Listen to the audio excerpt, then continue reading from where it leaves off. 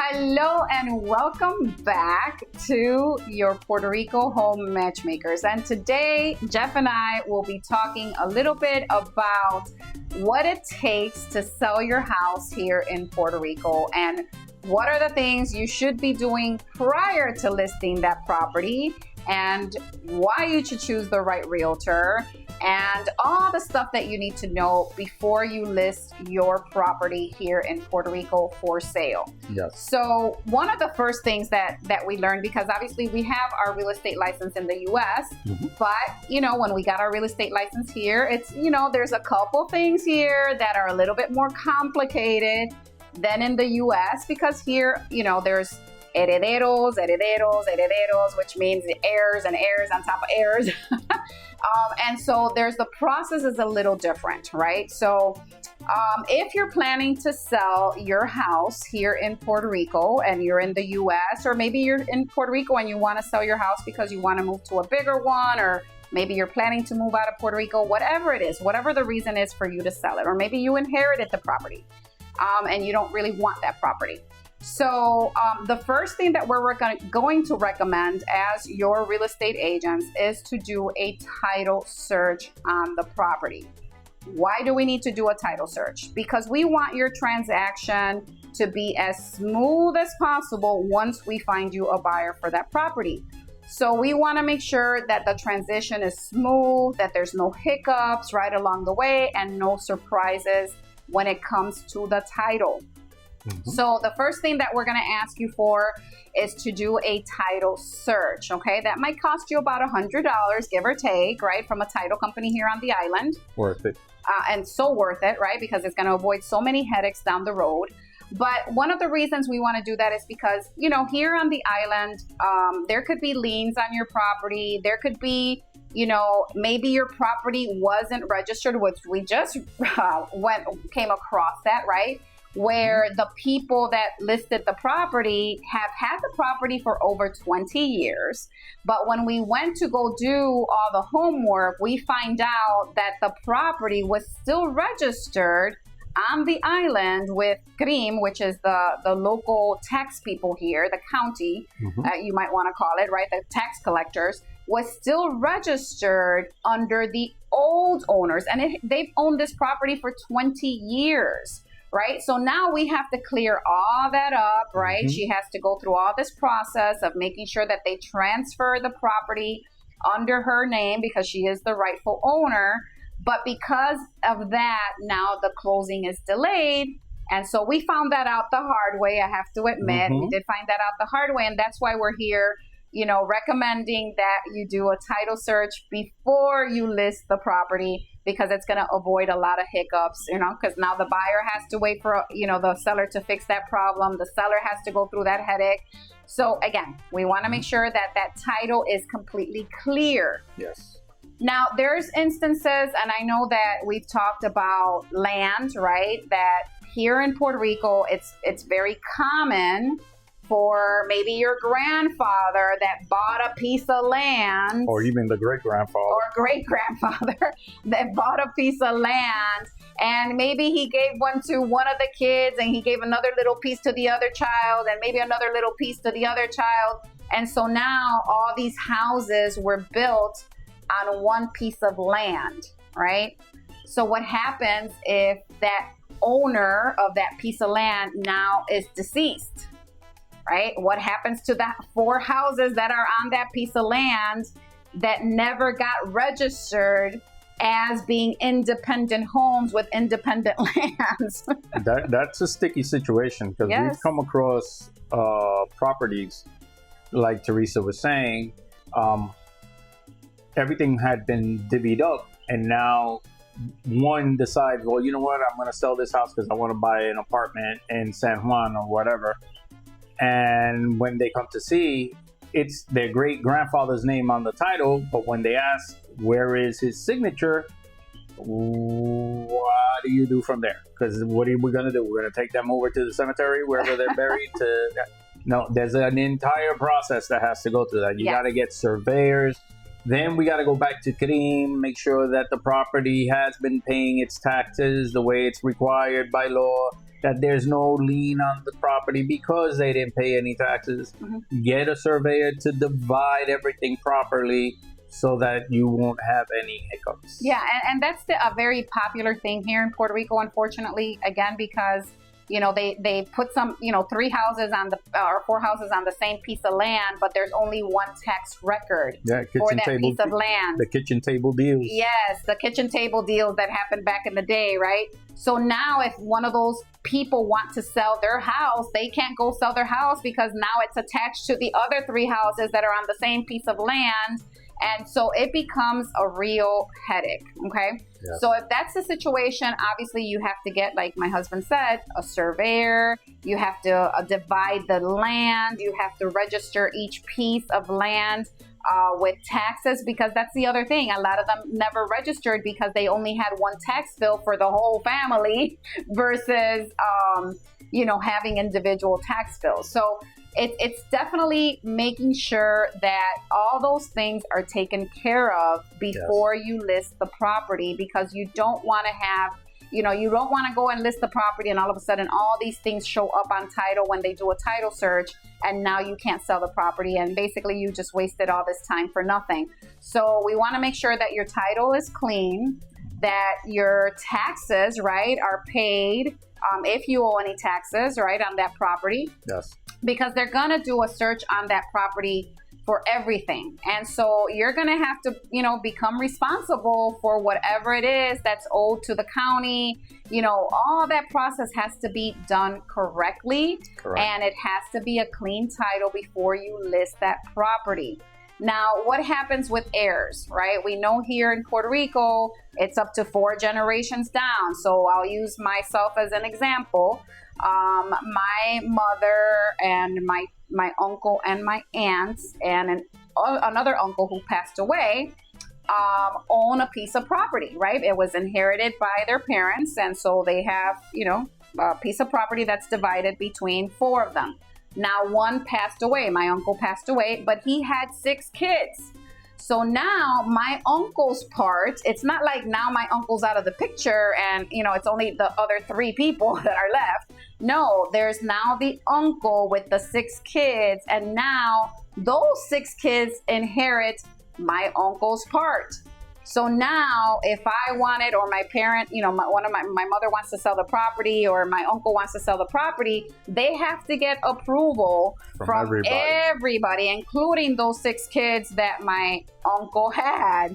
And obviously that becomes an issue because now you have to hire an attorney. They have to do affidavits. They have to contact all those people, let them know that we're selling the property, and all this craziness that might take time, right? So those are all the things that we want to make sure that are taken care of before we list your property for sale. Yes. Now, once title's clear, we're good to go. We can list your property. There is a process, and we're going to explain how the old way of doing things here in Puerto Rico, and how a lot of the agents who have been doing real estate business on the island for years and years and years have done it a certain way, which is not the way it should be done. Detrimental to the client. It's detrimental to the client, to the seller, okay? And we're going to explain why that is. That's why when you see our logo here, Key to Key Group Real Estate Done Differently, it's because we bring the U.S. mentality to the island to do things the right way. We don't want to do things the way they've been doing them here, because it doesn't benefit the client. That's why, and I'll use again myself as an example, when I was purchasing my first house here, I called I went on Realtor.com, like most people do, Realtor.com, Zillow, and started doing my research. And I contacted probably at least 27 to 30 agents for different homes, right? One returned my call. They had the house listed, but not one returned my call, okay? So that could have been for 2 reasons. One, my number is registered under my company, so it shows up as Key to Key Real Estate. So it could have been that they just didn't want to deal with me because they don't want to pay commission, and they wanted to stay with the listing for themselves and try to sell it themselves so they can get the full commission. and not co-broker with another realtor, right? So I think that in reality, I'd say 50% of it was probably that. The other 50% is that people here do not return phone calls like we do. So if you call us, trust me, we're going to call you back.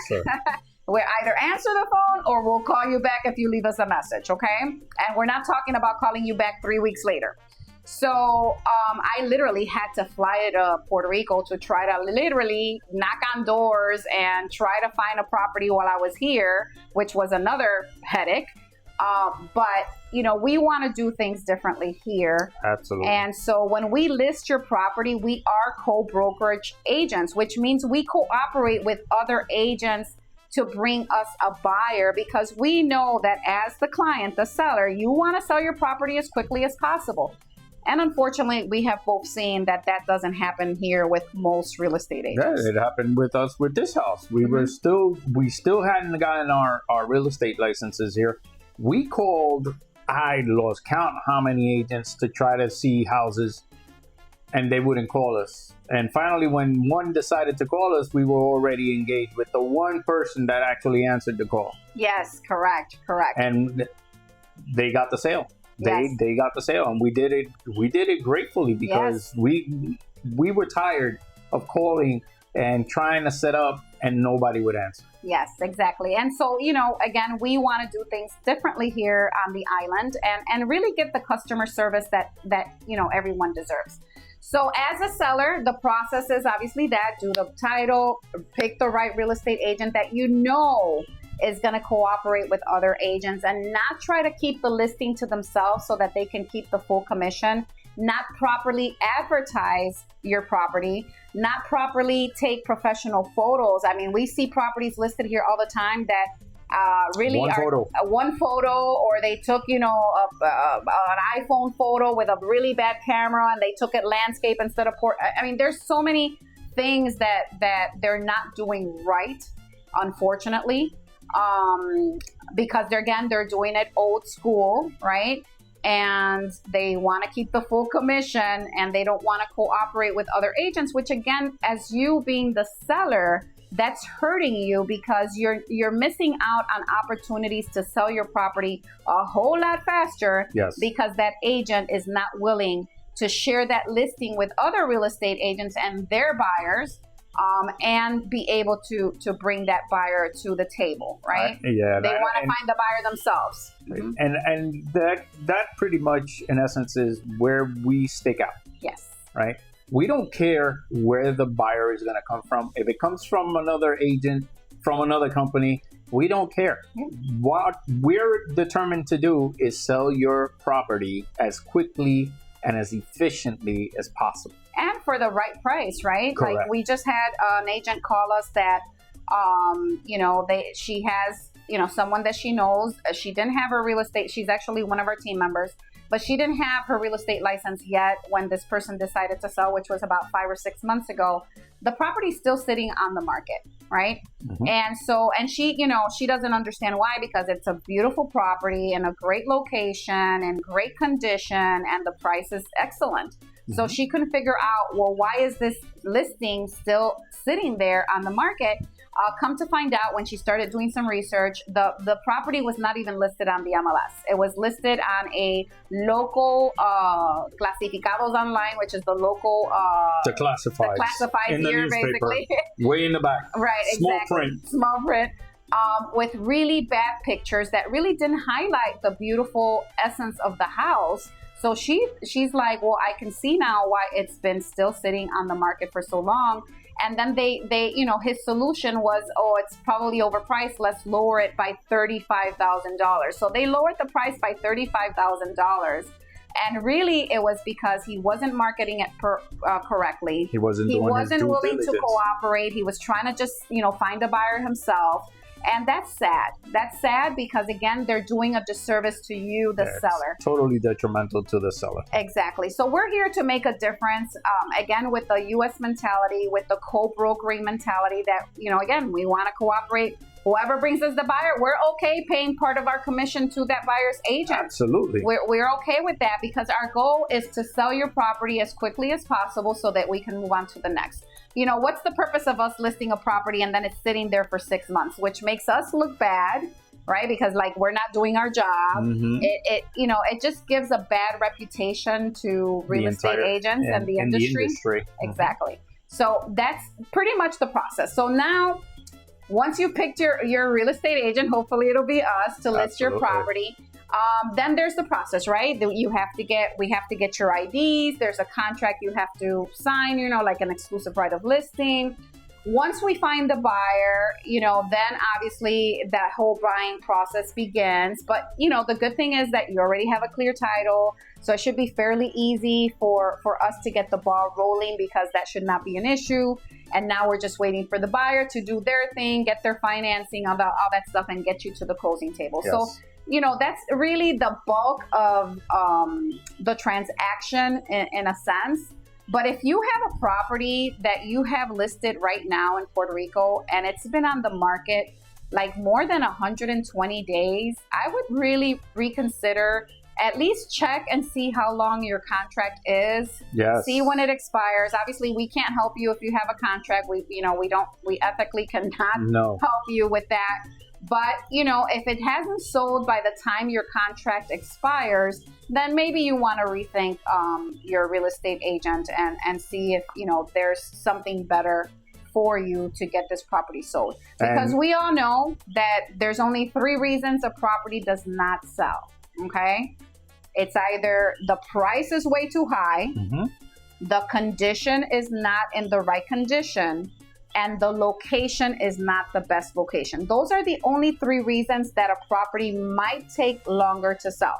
So if you have a nice property in good condition, you think that the price is accurate, and it's a great location or even a decent location that someone might want to move to, then there should be no reason why your property should be on the market that long, especially here in Puerto Rico where there's such a high demand for real estate. Okay, so again, if that is you, I would just encourage you that if you haven't sold it by the time your contract expires, that you maybe consider finding another real estate agent, whether that's us or someone else. There's also the person or the people that don't want to pay a professional to do all of that. Yes.